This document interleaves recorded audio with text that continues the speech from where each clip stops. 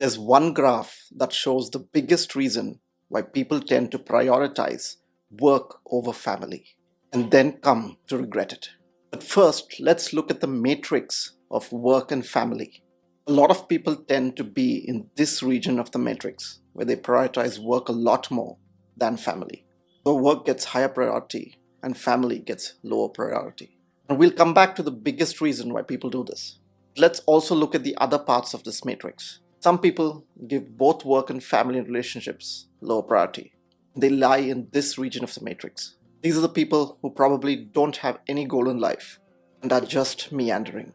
Second quadrant in this matrix is the one where people give high priority to family and not enough priority to work. While this does sound good on paper, just your family and relationships are not enough, and work is an important part of life. So this is still not an ideal place to be. The third quadrant is where people give high priority to work and high priority to family and relationships. Now, while this may seem like an ideal quadrant to be in, it's the most difficult one because you have finite amount of time and resources and you can't possibly give 100% to both. So at most times, you would have to do some optimization. And finally, we come back to the quadrant that we are really talking about in this video. Quadrant where people prioritize work a lot more than they prioritize family and relationships. And the question that we're asking is, why? And the answer lies in a simple graph. First, let's look at the graph of reward versus work. And this is how it looks.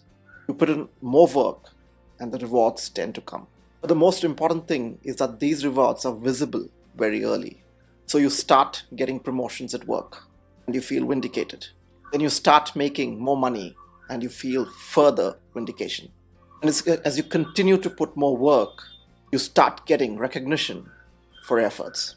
It starts to become your identity. And as I said earlier, the most important thing is that these rewards are visible as you put in more work. But the biggest problem is that the family versus reward graph does not work like this at all. If you look at the graph of reward and family, even though you put in a lot of effort initially, you do not get much rewards. The simplest example of this is children. You need to put in a lot of effort to make them better people, to guide them in their early years. But the rewards are not visible till maybe 20 years later.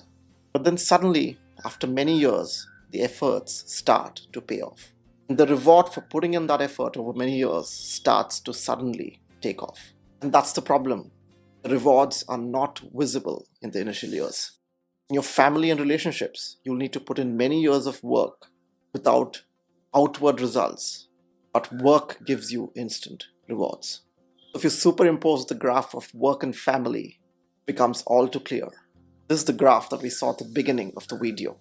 For many years, the rewards of your work are very, very visible and far outweigh the rewards from family. But if you continue to give priority to family and put in efforts, there will come a time when that pays off beyond work. And therein lies the crux of the problem.